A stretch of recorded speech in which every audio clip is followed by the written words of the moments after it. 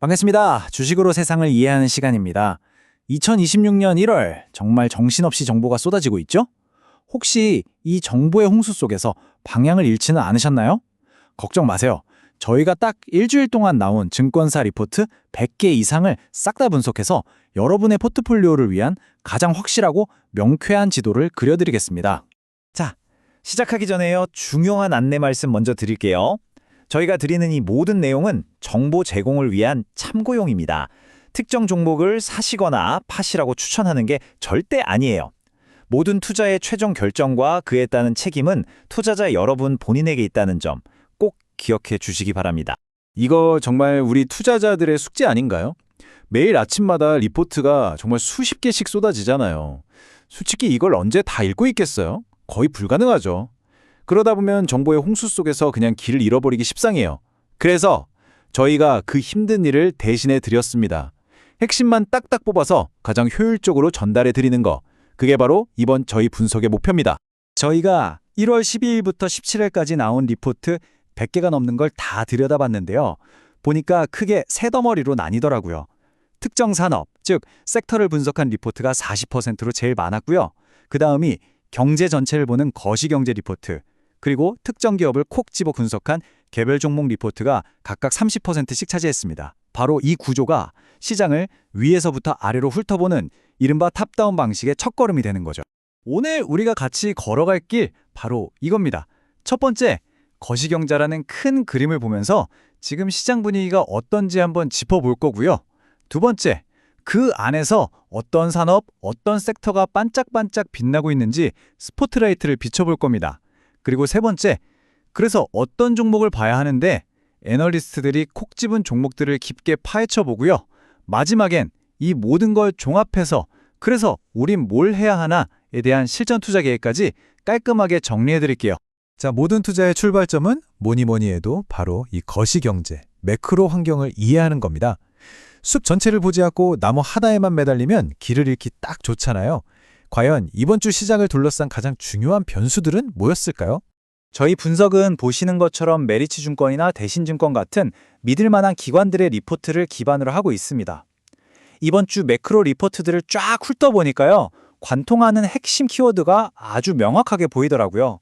여러 곳에서 똑같이 이야기하는 거, 바로 원화 약세, 그리고 미국 연준 정책의 불확실성이었습니다. 그중에서도 단연코 원화 약세가 시장 전체를 뒤흔든 가장 중요한 테마였어요. 이 원화 약세라는 게 참 재미있어요. 딱 양날의 검 같거든요. 한쪽에서는 우리 수출 기업들, 특히 자동차나 기술주 같은 곳에는 정말 강력한 순풍이 되어줍니다. 왜냐하면 똑같이 1달러어치를 팔아도 우리나라 돈으로 바꿀 때 더 많이 남으니까요. 아주 좋죠. 그런데 바로 그 반대편에서는 에너지나 원자재를 사와야 하는 수입 기업들한테는 이게 엄청난 역풍이 되는 거예요. 비용이 확 늘어나니까 수익성이 나빠질 수밖에 없죠. 보세요. 이 환율 하나가 이렇게 기업의 운명을 또 우리 투자 성과를 완전히 갈라놓을 수 있다는 겁니다. 원화 약세 말고도 시장을 불안하게 만드는 변수들이 좀 더 있습니다. IM증권 리포트에서는 지정학적 긴장을 꼽았고요. 삼성선물에서는 미국 연준의 정책이 도대체 어디로 튈지 모른다는 불확실성을 지적했어요.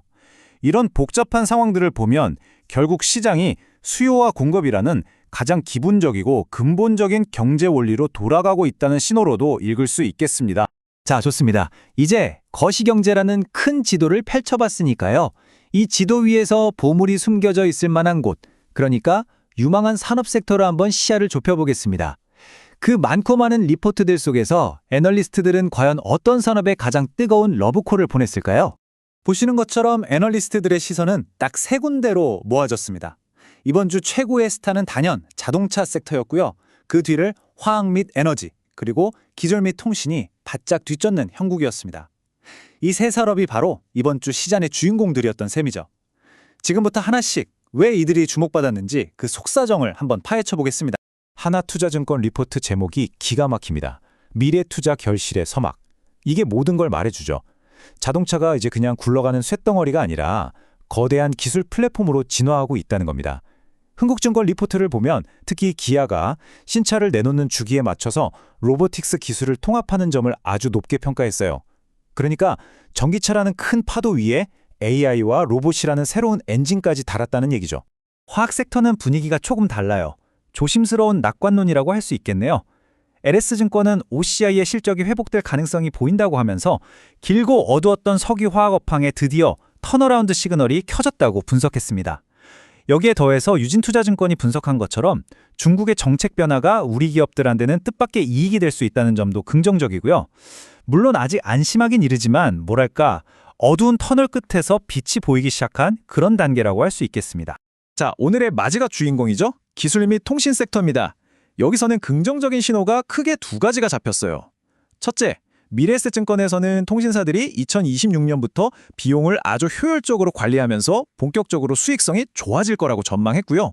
둘째, 한화투자증권은 꽁꽁 얼어붙었던 중국 기술주들의 IPO 시장이 다시 살아날 조짐을 보인다는 점에 주목했습니다. 이건 기술 섹터 전체의 투자 심리를 확 끌어올릴 수 있는 아주 중요한 변수거든요.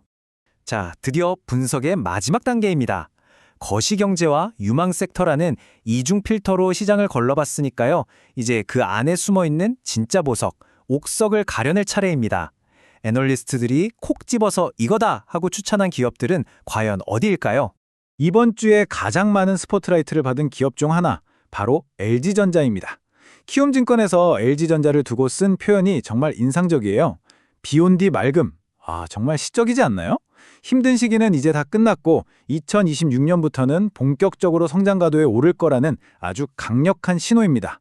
마치 지긋지긋한 장마가 끝나고 쨍하게 갠 파란 하늘을 보는 느낌이랄까요? 아니, 왜 이렇게까지 좋게 보는 걸까요?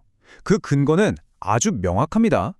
키움증권은 일단 본업, 즉 핵심 사업부의 실적이 시장 예상치를 훌쩍 뛰어넘을 거라고 봤어요.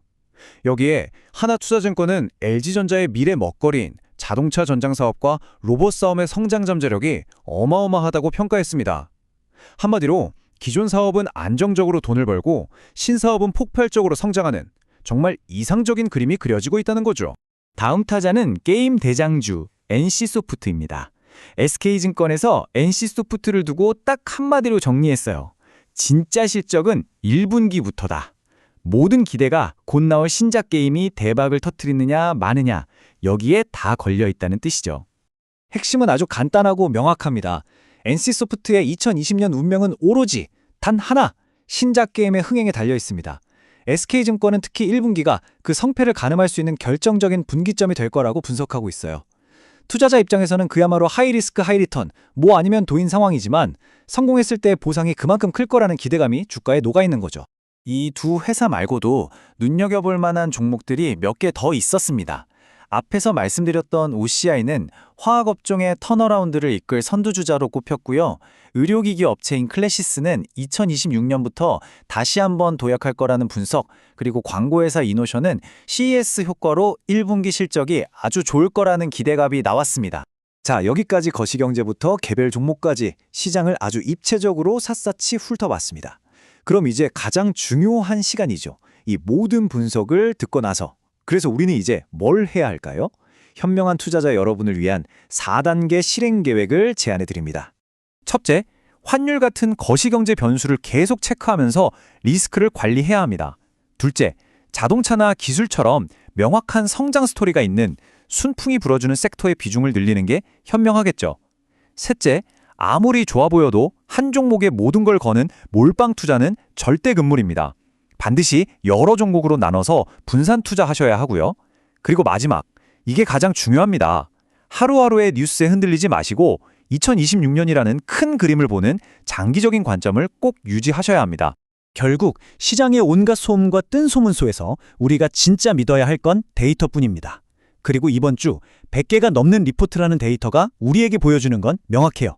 비록 조심스럽긴 하지만 핵심 성장 산업들을 중심으로 분명한 회복의 신호가 나타나고 있다는 것. 바로 이겁니다. 자, 오늘 저와 함께 시장을 위에서부터 쭉 훑어보셨는데요.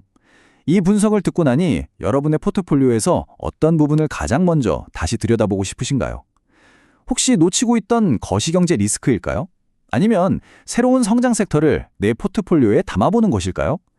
이 질문에 대한 답을 한번 곰곰이 생각해 보시면서 여러분 모두의 성공적인 투자를 응원하겠습니다. 이상 주식으로 세상 이해하기였습니다.